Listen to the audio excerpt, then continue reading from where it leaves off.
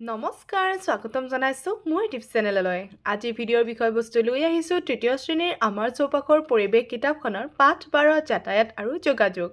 এই ভিডিঅ'টোৰ জৰিয়তে যাতায়াত আৰু যোগাযোগ পাঠটিৰ যিমানবোৰ প্ৰশ্ন আছে আটাইবোৰৰ উত্তৰ সহ আলোচনা কৰা হ'ব আৰু লগতে যিমানবোৰ পঢ়ি দিবলগীয়া আছে আটাইবোৰ ভালদৰে পঢ়ি দিয়া হ'ব। যদি এই ভিডিঅ'টো চাই ভাল লাগে তেন্তে লাইক কমেণ্ট শ্বেয়াৰ কৰিব আৰু যদি মোৰ চেনেলটোলৈ নতুনকৈ আহিছে তেতিয়াহ'লে ছাবস্ক্ৰাইব কৰিবলৈ নাপাহৰিব। এতিয়া আহকচোন পলম নকৰি ভিডিঅ'টো আৰম্ভ কৰোঁ। পাঠ 12 যাতায়াত আৰু যোগাযোগ। পুৰণি কালত মানুহে খোজকাঢ়ি নাইবা প্ৰাণীৰ পিঠিত উঠি এঠাইৰ পৰা আন ঠাইলৈ গৈছিল আৰু বয়-বস্তু কঢ়িয়াইছিল। কোনবোৰ প্ৰাণীক মানুহে এনেবোৰ কামত ব্যৱহাৰ কৰিছিল তোমালোকে জানানে? গৰু, ঘোঁৰা, গাধ, হাতী, উট আদি পোহনীয়া প্ৰাণীবোৰ ব্যৱহাৰ কৰিছিল। মানুহে ডলাত উঠিও এঠাইৰ পৰা আন ঠাইলৈ অহা যোৱা কৰিছিল। এতিয়া আমি ছবিত দেখিবলৈ পাইছোঁ এনেধৰণে গৰু গাড়ী ব্যৱহাৰ কৰা হৈছিলে, এনেধৰণে ঘোঁৰা গাড়ী ব্যৱহাৰ কৰা হৈছিলে আৰু লগতে এনেধৰণে ডলাত উঠি পেলাইও মানুহে এঠাইৰ পৰা আন ঠাইলৈ যাব পৰা আছিলে। তাৰপিছত কি দিছে? চকাৰ আৱিষ্কাৰ হোৱাৰ পাছত প্ৰয়োজন অনুসৰি মানুহে বিভিন্ন ধৰণৰ যান-বাহন ব্যৱহাৰ কৰিবলৈ ধৰিলে। এঠাইৰ পৰা আন ঠাইলৈ অহা যোৱা কৰা ব্যৱস্থাই হ'ল যাতায়াত। আৰু যাতায়াত মানে কি? যে আমি এঠাইৰ পৰা আন ঠাইলৈ অহা যোৱা কৰিবৰ বাবে যি ব্যৱস্থা পাওঁ বা যি ব্যৱস্থা হাতত লওঁ সেয়াই হৈছে যাতায়াত।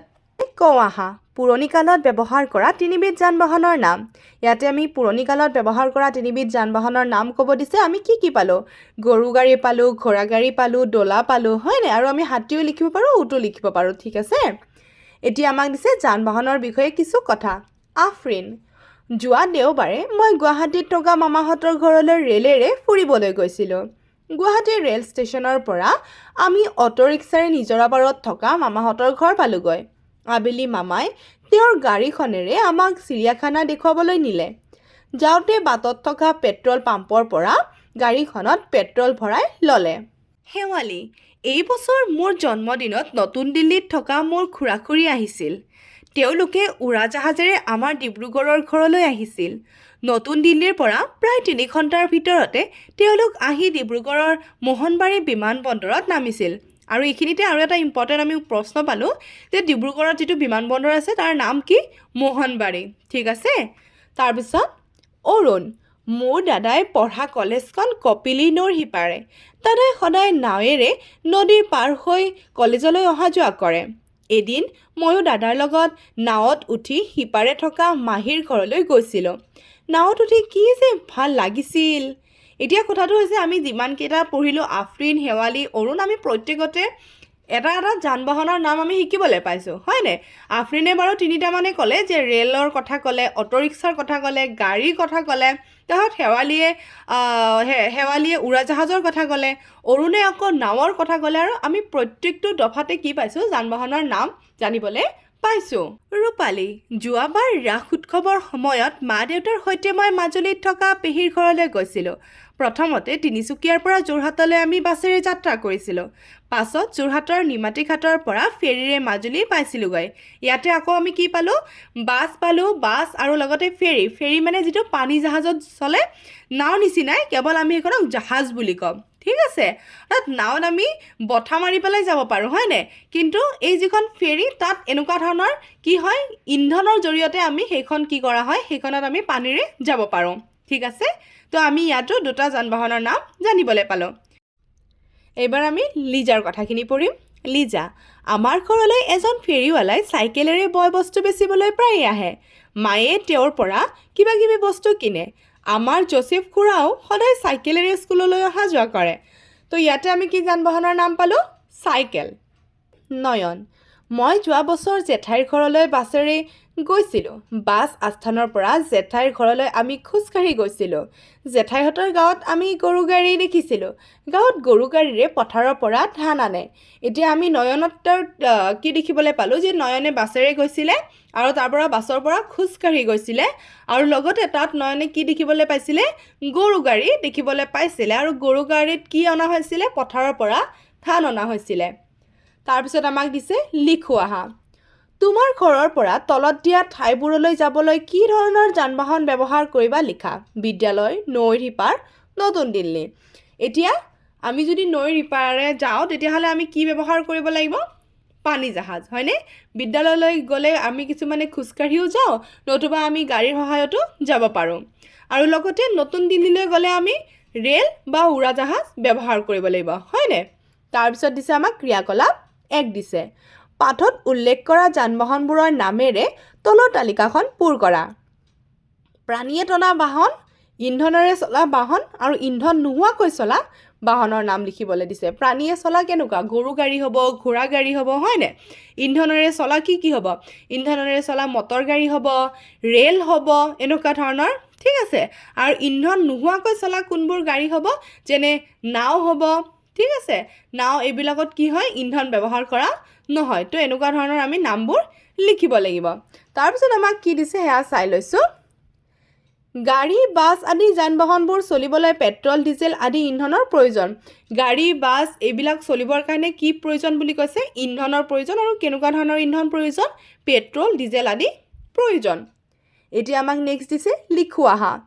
তোমালোকে পেট্ৰল পাম্প দেখিছানে পেট্ৰল পাম্পৰ প্ৰয়োজনীয়তা সম্পৰ্কে চিন্তা কৰি লিখা এতিয়া পেট্ৰল পাম্প নহ'লে জানো আমি তেল ভৰাব পাৰিলেহেঁতেন পেট্ৰল ডিজেল যি ভৰাইছোঁ আমাৰ গাড়ী এখনত যি প্ৰয়োজন হৈছে সেইখিনি আমি ক'ৰ পৰা পাম পেট্ৰল পাম্পৰ পৰাই পাম তো পেট্ৰল পাম্পৰ আমাক আছে প্ৰয়োজনীয়তা আছে নেক্সট আমাক দিছে মৰুভূমি আৰু বৰফাবৃত অঞ্চলত যাতায়াতৰ ব্যৱস্থা বালিময় মৰুভূমি অঞ্চলত উত্তৰ পিঠিত উঠি মানুহে অহা যোৱা কৰে আৰু বয়বস্তু কঢ়িয়ায় মৰুভূমিত উত্তৰ বাহিৰে যাতায়াতৰ অন্য ব্যৱস্থা নাই সেইবাবে মৰুভূমিৰ মানুহে যাতায়াতৰ আহিলা হিচাপে উটকে ব্যৱহাৰ কৰে সেয়েহে উটক মৰুভূমিৰ জাহাজ বোলে মৰুভূমিত কোনটো জন্তুক মৰুভূমিৰ জাহাজ বুলি কোৱা হয় উটক কাৰণ তাত কি নাই তেনেকুৱা ধৰণৰ যাতায়াতৰ অন্য ব্যৱস্থা নাই আৰু মানুহে উটৰ পিঠিত উঠি পিনি কি কৰে ইফালৰ পৰা সিফাললৈ অহা যোৱা কৰে তাৰপিছত দিছে সেইদৰে বৰফাবৃত টুন্দ্ৰা অঞ্চলত যাতায়াতৰ অন্য ব্যৱস্থা নাই গতিকে মানুহে যাতায়াতৰ বাবে বলগা হৰিণ আৰু কুকুৰে টনা স্লেজ গাড়ী ব্যৱহাৰ কৰে আৰু যিবিলাক বৰফৰ জেগা ঠিক আছে বৰফাবৃত যি টুন্দ্ৰা অঞ্চলত তাত আকৌ কি ব্যৱহাৰ কৰে হয় বলগা হৰিণ ব্যৱহাৰ কৰে নহলে কুকুৰে টনা স্লেজ গাড়ী ব্যৱহাৰ কৰে আমাক দিছে চিন্তা কৰি কোৱা সকলো ধৰণৰ যান-বাহন চলাচল কৰা ব্যৱস্থা একেই নে ক্ৰিয়াকলাপ বিভিন্ন যান-বাহনৰ নাম লিখি তলৰ তালিকাখন পূৰ কৰা এতিয়া আমাক প্ৰথমটো কৈছে যে সকলো ধৰণৰ যান-বাহন চলাচল কৰা ব্যৱস্থা একেই নে এটো কি হ'ব একেই নহয় কিছুমান যদি পানীত চলিছে কিছুমান মাটিত চলিছে কিছুমান আৰু যিবিলাক আমাৰ ৰেল চলে লাইন সেই ৰেল লাইনবিলাকত চলিছে হয় নে কিছুমান আৰু আকাশেৰে চলিছে তো সকলোৰে বিভিন্ন ধৰণৰ আৰু আমাক নেক্সটটো দিছে যে বিভিন্ন যান-বাহনৰ নাম লিখি তলৰ তালিকাখন পূৰ কৰা এতিয়া আমাক এখন দিছে যে মই যিখিনি কৈ দিলোঁ কিছুমান যদি পানীত চলিছে কিছুমান আকৌ মাটিত চলিছে কিছুমান আকাশেৰে চলিছে এতিয়া স্থলপথেৰে চলাবোৰ কোনবিলাক হ'ব যিবিলাক মাটিত চলে ঠিক আছে যিবিলাক মাটিত চলিব সেয়া হৈছে স্থলপথেৰে চলা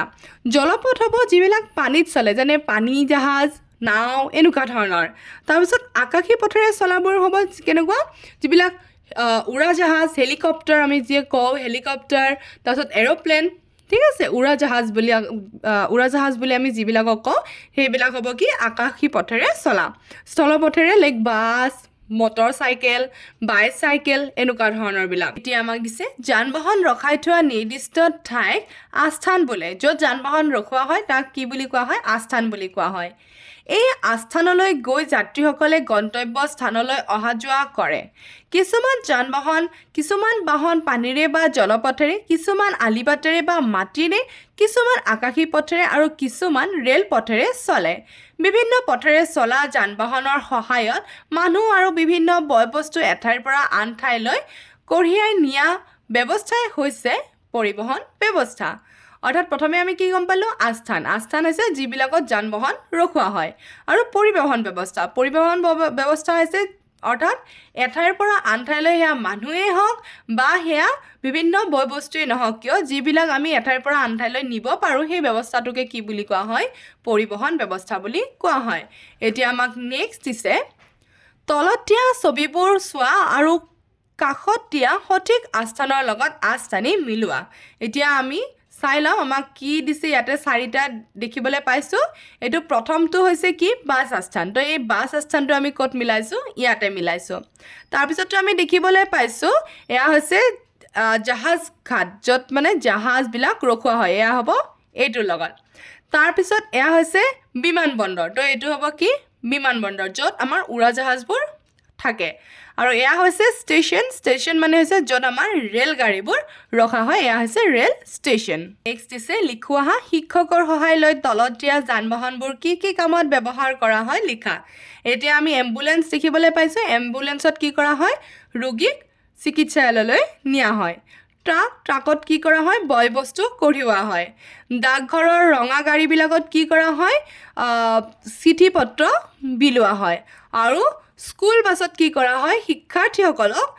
এঠাইৰ পৰা তেওঁলোকৰ গন্তব্যস্থানলৈ নিয়া হয় ঠিক আছে তাৰপিছত আমাক নেক্সট আকৌ দিছে এটা প্ৰকল্প দিছে স্থলপথ জলপথ আৰু আকাশী পথেৰে চলাচল কৰা যান বাহনৰ ছবিৰে এটি এলবাম প্ৰস্তুত কৰা ছবিৰ তলে তলে যান বাহনৰ নামবোৰ লিখিবা তো এইটো তোমালোকৰ নিৰ্দিষ্ট কাম তোমালোকে কৰিবলৈ চেষ্টা কৰিবা তাৰপিছত আমাক দিছে যাতায়াত কৰোঁতে ল'ব লগা সাৱধানতা অৰ্থাৎ আমি যেতিয়া যাতায়াত কৰিম তেতিয়া আমাৰ কিছুমান সাৱধানতা আমি মানি চলিব লাগিব আৰু কি কি সাৱধানতা আমি মানি চলিব লাগিব সেইটো এতিয়া আমি পঢ়িবলৈ পাম আলিবাটত খোজ কাঢ়োঁতে ৰাস্তা পাৰ হওঁতে যান বাহনত চলাচল কৰোঁতে কিছুমান নিয়ম পালন কৰিলে আমি সুৰক্ষিত হৈ থাকিব পাৰোঁ তলত তেনে কিছুমান নিয়ম উল্লেখ কৰা হ'ল ৰাস্তাত সদায় নিজৰ বাওঁ হাতে খোজ কাঢ়িব লাগে ৰাস্তা পাৰ হওঁতে সাৱধানতে শুৱে বাৱে চাই ল'ব লাগে চলি থকা যান বাহনৰ আগেৰে পাৰ হ'ব নালাগে ৰাস্তাত জেব্ৰা চিন থাকিলে তাৰ ওপৰেৰে ৰাস্তা পাৰ হ'ব লাগে সদায় পদপথেৰে খোজ কাঢ়িব লাগে স্কুল বাছত উঠোঁতে শাৰী পাতি এজন এজনকৈ উঠিব লাগে এতিয়া কি কৈছে যে আমি সদায় কি কৰিব লাগে ৰাস্তা যেতিয়া গৈ থাকিম খোজকাঢ়ি গৈ থাকিম তেতিয়া সদায় আমাৰ বাওঁ ছাইডে কি কৰিব লাগিব ছাইড হৈ পেলাই আমি খোজকাঢ়িব লাগিব ঠিক আছে অৰ্থাৎ বাওঁ হাতে আমাৰ বাওঁ হাত যিখন হয় সেই পিনেৰে আমি খোজকাঢ়িব লাগিব তাৰপিছত ৰাস্তা পাৰ হওঁতে সাৱধানতে শুৱে বাৱে চাব দিছে অৰ্থাৎ আমি সাৱধানে এবাৰ যদি ৰাইট ছাইড এবাৰ লেফ্ট ছাইড চাই ল'ব লাগিব হ'ব তাৰপিছত চলি থকা যান বাহনৰ আগেৰে পাৰ হ'ব নালাগে আমি চলি থকা যান বাহনেৰে ঘপককৈ পাৰ হৈ যাব নালাগে ৰাস্তাত জেব্ৰা চিন থাকিলে তাৰ ওপৰেৰে ৰাস্তা পাৰ হ'ব লাগে আৰু যদি ৰাস্তাত জেব্ৰা চিন থকা দেখা পোৱা যায় তেতিয়া আমি তাৰ ওপৰেৰে পাৰ হ'বলৈ চেষ্টা কৰিব লাগে সদায় পদপথেৰে খোজ কাঢ়িব লাগে আৰু পদপথ মানে আছে আমি যে ফুটপাথ বুলি কওঁ সেয়া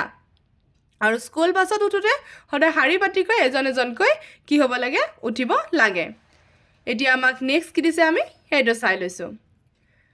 ট্ৰেফিক লাইট আৰু ইয়াৰ সংকেতসমূহ এতিয়া ট্ৰেফিক লাইট কোনবোৰক কয় এইবোৰ দেখিবলৈ পোৱা গৈছে আমি যে গাড়ীৰে গ'লে প্ৰায় আমাৰ কি হয় আমি হঠাৎ গাড়ীখন ৰখাই দিব লগা হয় আৰু আমি দেখিবলৈ পাওঁ যে আমাৰ আগপিনে কি হয় ৰঙা লাইট এটা জ্বলি আছে হয় আৰু ৰঙা লাইটটো জ্বলা দেখি পাই আমি কি কৰিব লাগিব গাড়ীখন ৰখাই দিব লাগিব তাৰপিছত টাইমিং দি থাকিব টাইমিঙৰ হতুৱাই যেতিয়া আমাৰ ষ্টাৰ্ট দিব লগা যেন হ'ব য়েল্ল' ৰংটো যেতিয়া মানে জ্বলি যায় তেতিয়া আমি গাড়ীখন ষ্টাৰ্ট দিওঁ আৰু গ্ৰীণটো দিয়াৰ লগে লগে আমি কি কৰি দিওঁ গাড়ীখন চলাই লৈ যাওঁ তো তাৰে কেইটামান সংকেত কোনটোৱে কি বুজায় সেইটো আমি চাই লৈছোঁ ৰঙা ৰঙে চলি থকা যান বাহনৰ চালকক ৰ'বলৈ সংকেত দিয়ে যিটো মই অলৰেডি ক'লোঁ আমি গাড়ীখন ৰখাই দিওঁ হালধীয়া ৰঙে যান বাহনৰ চালকক সাজু হ'বলৈ সংকেত দিয়ে আৰু হালধীয়া ৰং হোৱাৰ লগে লগে আমি কি গম পাওঁ যে আমি আৰু গাড়ীখন ষ্টাৰ্ট দিব পৰা হৈছোঁ সেউজীয়া ৰঙে যান বাহনৰ চালকক গাড়ী চলাবলৈ সংকেত দিয়ে আৰু সেউজীয়া ৰংটো হোৱাৰ লগে লগে আমি কি গম পাওঁ যে গাড়ীখন এতিয়া আমি চলাই নিব পাৰোঁ ইয়াক অলপ চাৰি দিছে ৰাজহুৱা যান বাহনত উঠা নমাৰ সময়ত যিবোৰ নিয়ম পালন কৰা উচিত তেনে বাক্যৰ কাষত থকা খালী বাকচত ৰাইট চিন আৰু যিবোৰ কৰা অনুচিত তাত কাটা চিন দি দেখুওৱা আমাক প্ৰথমটোৱে দিছে যে বাছত শাৰী পাতি এজন এজনকৈ উঠা নমা কৰিব লাগে যদি আমি কি ইজনক নামিব নিদিওঁ সিজনক কি কৰিব নিদিওঁ উঠিব নিদিওঁ আমি যদি ঠেলা হেঁচা কৰি পিনি কি কৰিব যাওঁ বহিবলৈ যাওঁ বা উঠিবলৈ যাওঁ তেতিয়াহ'লে কি হ'ব পাৰে আমি আঘাতপ্ৰাপ্ত হ'ব পাৰোঁ ইজনে সিজনৰ গাত লাগি পৰি যাব পাৰোঁ কিবা হ'ব পাৰোঁ হয়নে তো এইটো আমি ৰাইট চিনে দিম আমি সদায় শাৰী পাতি কয় বোলে এনেকুৱা নহয় যে আমি একেবাৰে দীঘল লাইন কৰি পেলাই লাহে লাহে অৰ্থাৎ এজনক ভালকৈ নামিব দিম সেইজন নামাৰ পিছত আমি উঠিবলৈ চেষ্টা কৰিম বা কোনোবা যদি উঠি আছে তেওঁক আগতে উঠি ল'ব দিম বা আমি নামি ল'ব দিম এনেকুৱা ধৰণৰ অৰ্থাৎ আমাৰ সেই আণ্ডাৰষ্টেণ্ডিংটো লাগে আৰু সেনেধৰণে আমি কাম কৰিব লাগে তাৰপিছত দিছে বাছত উঠা নমা কৰোঁতে ঠেলা হেঁচা কৰিব লাগে এইটোতো একেবাৰে অনুচিত আমি কেতিয়াও ঠেলা হেঁচা কৰিব নালাগে নহ'লে আমি কি হ'ব কোনোবা নহয় কোনোবা আঘাতপ্ৰাপ্ত হ'ব তো সেয়েহে ইয়াতে কটা চিন দিয়া হৈছে গাড়ী লাহে লাহে চলি থকা অৱস্থাত জাপ মাৰি উঠা নমা কৰিব লাগে এইটো একেবাৰে ভুল কথা আমি কেতিয়াও জপিয়াই পেলাই কি কৰিব লাগে এইবিলাক কৰিব নালাগে কাৰণ আমি সদায় গাড়ীখন যেতিয়া ৰখিব তেতিয়াহে আমি তাৰ পৰা নমাৰ ব্যৱস্থা কৰিব লাগে তাৰপিছত দিছে গাড়ীৰ ভিতৰৰ পৰা খিৰিকীৰে বাহিৰলৈ হাত মূৰ উলিওৱা অনুচিত আৰু এইটো সঁচা কথা যে আমি কেতিয়াও গাড়ীত যদি বহি আছোঁ তেতিয়াহ'লে আমি হাতেই হওক মুখেই হওক যিয়েই নহওক আমি কেতিয়াও উলিয়াই দিব নালাগে বাছত উঠোঁতে পিছফালৰ দুৱাৰেদি উঠিব আৰু আগফালৰ দুৱাৰেদি নামিব লাগে এইটো নিৰ্দিষ্ট বাছৰ নিৰ্দিষ্ট এটা দিয়া থাকে যে কোনফালেৰে উঠিব লাগিব কোনফালেৰে নামিব লাগিব সদ্যহতে আমি আগপিনেৰে উঠো পিছফালেৰে নামো হয়নে তো এইটো আমি ক'ব পাৰোঁ যে আমি পিছফালেৰে কি কৰিব লাগে নামিব লাগে আৰু আগফালেৰে আমি উঠিব লাগে ঠিক আছে তো এইটো আমি ৰঙো দিব পাৰোঁ ৰাইট এই কাৰণে মই দি থৈ দিছোঁ এইটো নিৰ্দিষ্ট ৰুলৰ লগত কথা কোনোবাই যদি আগপিনেৰে লিখা থৈছে কোনোবাই পিছফালেও দিব পাৰে কিন্তু সদ্যহতে আমি আগেৰে উঠি পিছফালে নমা যায় তো এইটো নিজৰ ওপৰত ডিপেণ্ড কৰিব এইটো শুদ্ধও দি থৈ দিব পাৰোঁ মই শুদ্ধই দি থৈ দিছোঁ বাৰু তাৰপিছত যোগাযোগ দিছে এজনে আনজনৰ লগত তথ্যৰ আদান প্ৰদান কৰাই হৈছে যোগাযোগ এতিয়া আমি পাম যোগাযোগ মানে কি যে আমি এজনে আনজনৰ লগত যিটো আমি তথ্যৰ আদান প্ৰদান কৰিম খবৰ ভাল দেই আনজনে ক'ব মোৰ খবৰ ভাল দেই তোমাৰ খবৰ কেনেকুৱা এইজনেও ক'ব মোৰ খবৰো ভাল এই যে আমি আদান প্ৰদান কৰিলোঁ কথাৰ হওক তথ্যৰ হওক যে তেওঁৰ ডিটেইলছখিনি মই পালোঁ যে তেওঁ ভালে আছে এইখিনিকে আমি কি বুলি ক'ম যোগাযোগ বুলি ক'ম আমাৰ ওচৰত থকা ব্যক্তিৰ লগত কথা পাতি আমি সহজে যোগাযোগ কৰিব পাৰোঁ আৰু আমি মুখামুখিও যোগাযোগ কৰিব পাৰোঁ যে তুমি ভালে আছা এনেকৈ ধৰণে আৰু লগতে আমি ফোনাফোনি হৈ পেলাইও আমি খবৰ খাতিৰ কি কৰিব পাৰোঁ তথ্য ল'ব পাৰোঁ এতিয়া কি দিছে দূৰত থকা ব্যক্তি এজনৰ লগত আমি কেনেকৈ আৰু কি মাধ্যমৰ সহায়ত যোগাযোগ কৰোঁ এতিয়া ওচৰত থকাজনৰ লগত বাৰু আমি দেখা দেখিভাৱে কৰিলোঁ এতিয়া দূৰত থকাজনৰ লগত আমি কেনেধৰণে যোগাযোগ ব্যৱস্থাটো ৰাখিম কি মাধ্যমৰ দ্বাৰা ৰাখিম সেইটো এতিয়া যোগাযোগৰ প্ৰকাৰ চিঠি কথা বাৰ্তা